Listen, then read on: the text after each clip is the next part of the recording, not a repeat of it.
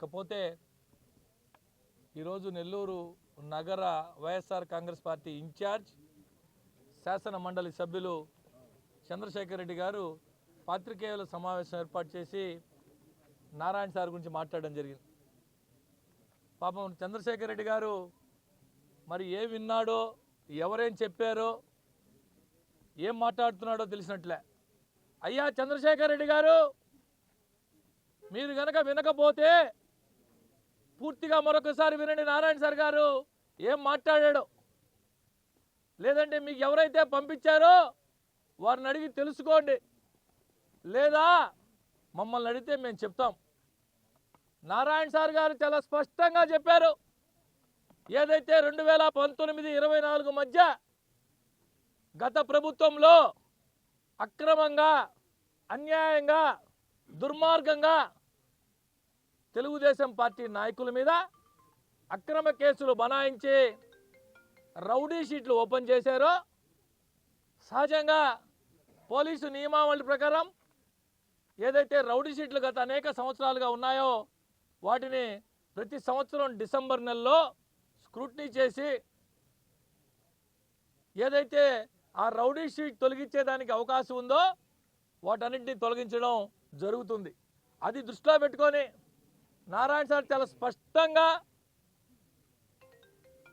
ఇదేమో సీక్రెట్గానో 4 కోట్ల మధ్య చెప్పింది కాదు, దాదాపు 3,000 మంది నారాయణ సార్ కుటుంబ సభ్యులు ఉన్న దాంట్లో స్పష్టంగా చెప్పారు. ఎవరి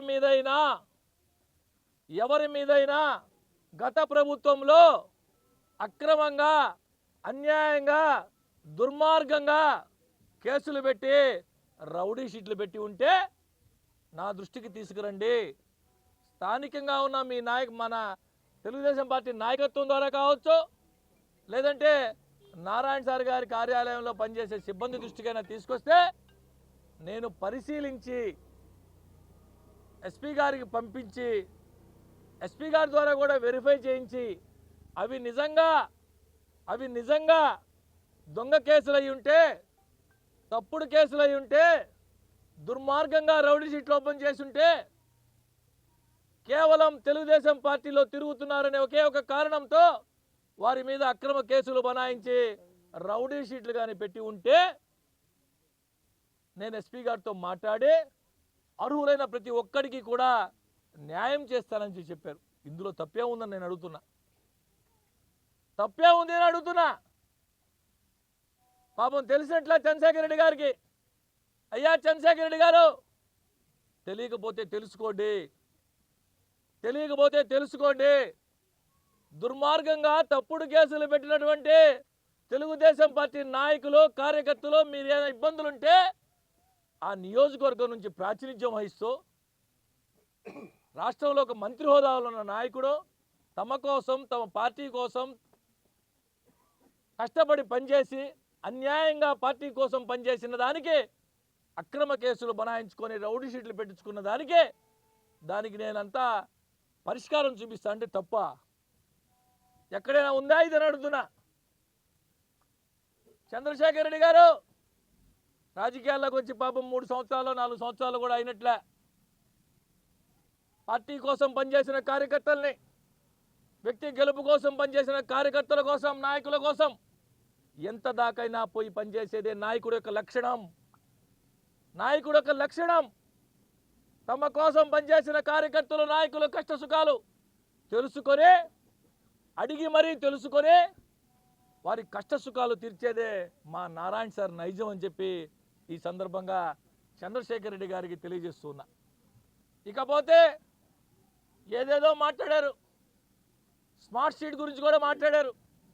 ఏ వ్యాపారాలైనా సరే కొత్తగా వ్యాపారాలు ప్రారంభించినప్పుడు పూర్తి స్థాయిలో ఆ వ్యాపారాలు కొనసాగేదానికి కొంత సమయం పడుతుంది. పాపం చంద్రశేఖర్ రెడ్డి గారు కూడా ఒక వ్యాపార సంస్థ స్థాపించాడు, కృష్ణ చైతన్య విద్యా సంస్థలు.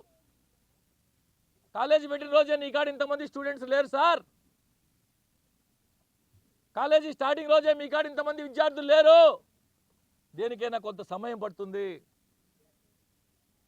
120 మంది ఎవరైతే అక్కడ షాపులు పెట్టుకున్నారో 120 మంది పొదుపు మహిళలకి నారాయణ సార్ వ్యక్తిగతంగా తన కుటుంబ సంపాదన నుంచే ఏ నాయకుడు చేయని విధంగా 120 మందికి ఒక్కొక్కరికి ₹1,00,000 సొంత డబ్బులు ఇచ్చాడు నారాయణ సార్. ఒక్కొక్కరికి ₹1,00,000. తెలియకపోతే పోయి తెలుసుకో, అడుగు, నీ మనుషులను పంపించి కనుక్కో. నువ్వు ఎప్పుడైనా చేసావా ఈ విధంగా అని అడుగుతున్నా.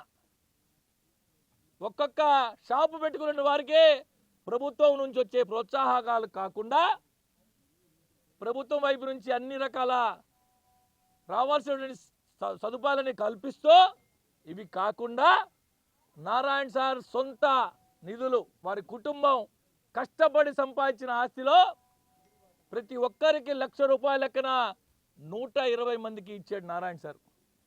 అది నారాయణ సార్ వ్యక్తిత్వం అని చెప్పి ఈ సందర్భంగా చంద్రశేఖర్ రెడ్డి గారికి తెలియజేస్తూ, మాట్లాడవచ్చు, మాట్లాడితే చాలా ఉంటాయి. అభివృద్ధి చేసేటప్పుడు ప్రతిపక్షంలో ఉన్నప్పుడు ఎవరైనా మాట్లాడతారు. ఏదైనా విమర్శ చేసేటప్పుడు, సూచన చేసేటప్పుడు ప్రతిపక్ష పార్టీ నాయకుడు హోదాలో ఉండి సద్విమర్శ